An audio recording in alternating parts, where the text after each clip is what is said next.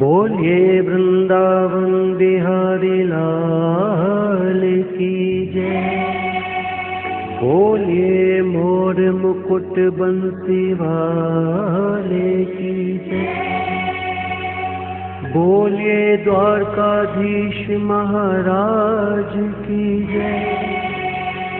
बोलिए सांवरे सरकार की जय।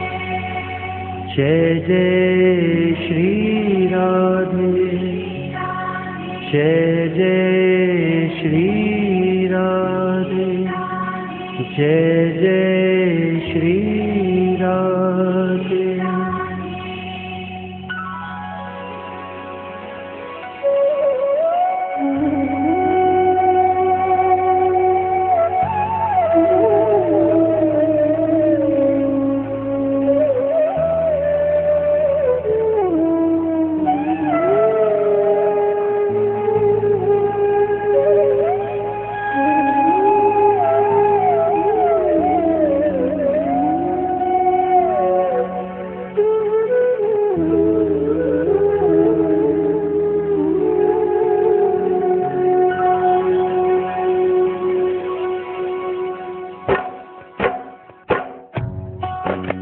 भावना की ज्योत को जला के देखिए और बोलती है मूर्ति बुला के देखिए। इन पंक्तियों में जो सच्चाई छुपी है कि भक्त और भगवान का रिश्ता क्या होता है।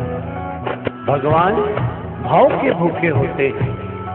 जैसे श्री राम जी ने शबरी के जूठे बेर खाए, किस तरह भगवान श्री कृष्ण ने विदुर के घर साग और रोटी खाई, किस तरह श्री कृष्ण ने अपने बाल सखा सुदामा के कच्चे चावल खाए।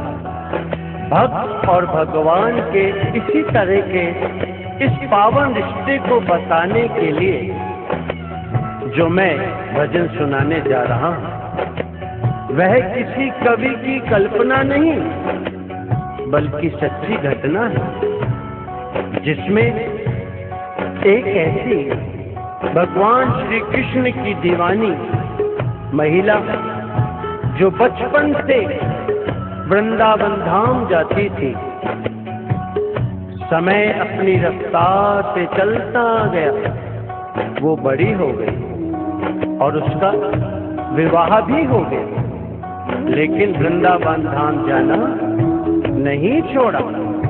थोड़े समय बाद प्रभु की असीम कृपा से बाल गोपाल हो गए, मगर फिर भी वृंदावन जाना नहीं छोड़ा। समय बीतता गया, बच्चों की भी शादी हो गई, मगर वृंदावन धाम जाना नहीं छोड़ा। नाती पोते हो गए, फिर भी वृंदावन धाम जाना नहीं छोड़ा। परंतु कहा जाता है कि बुढ़ापा एक ऐसा कड़वा सच है जिसे हर इंसान को स्वीकार करना पड़ता है।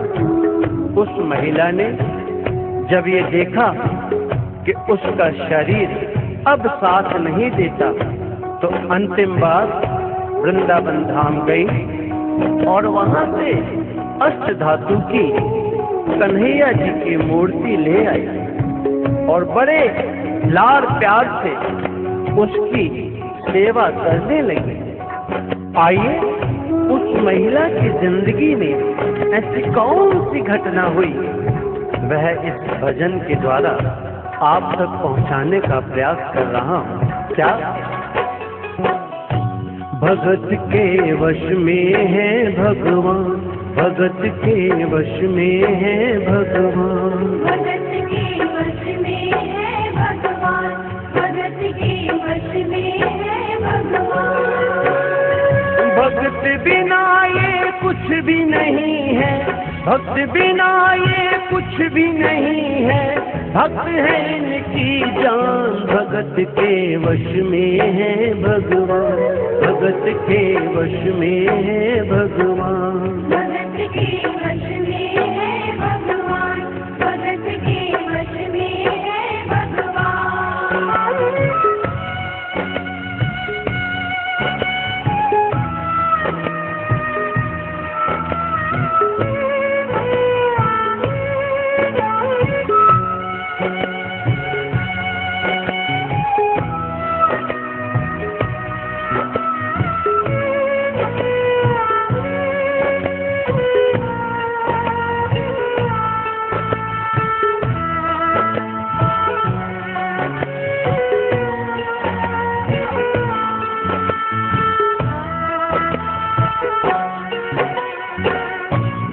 भगत मुरली वाले की रोज वृंदावन डोले।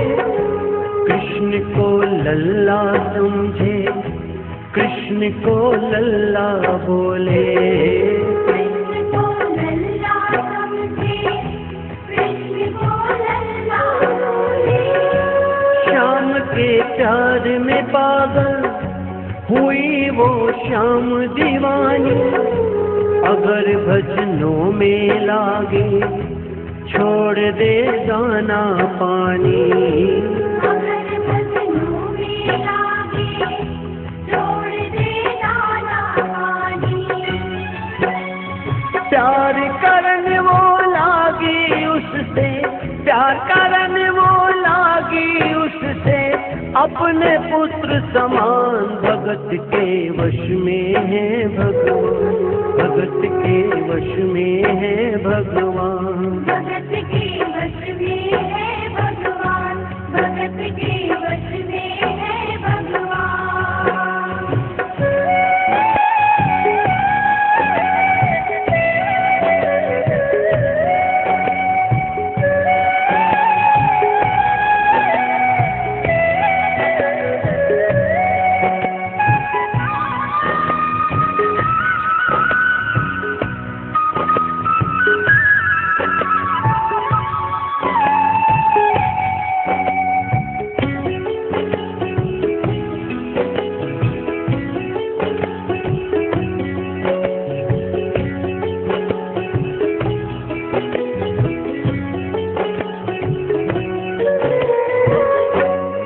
अपने कृष्ण लला को गले से लगा कर रखे, हमेशा सजा कर रखे, के लाड लड़ा कर रखे।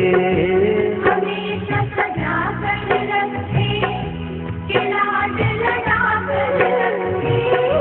वो दिन में भाग के देखे, रात में जाग के देखे। कभी अपने कमरे से श्याम को झांक के देखे। कभी अपने कमरे से शाम को झांक के देखे।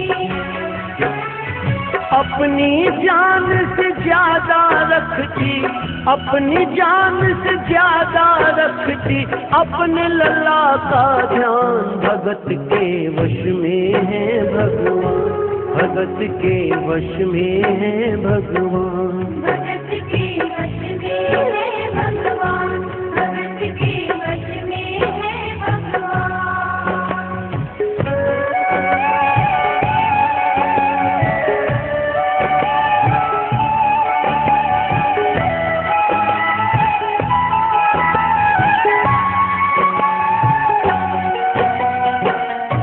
वो लल्ला लल्ला पुकारे, हाय क्या जुल्म हुआ रे।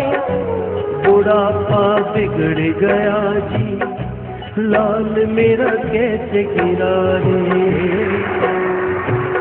क्या हुआ और कैसे हुआ?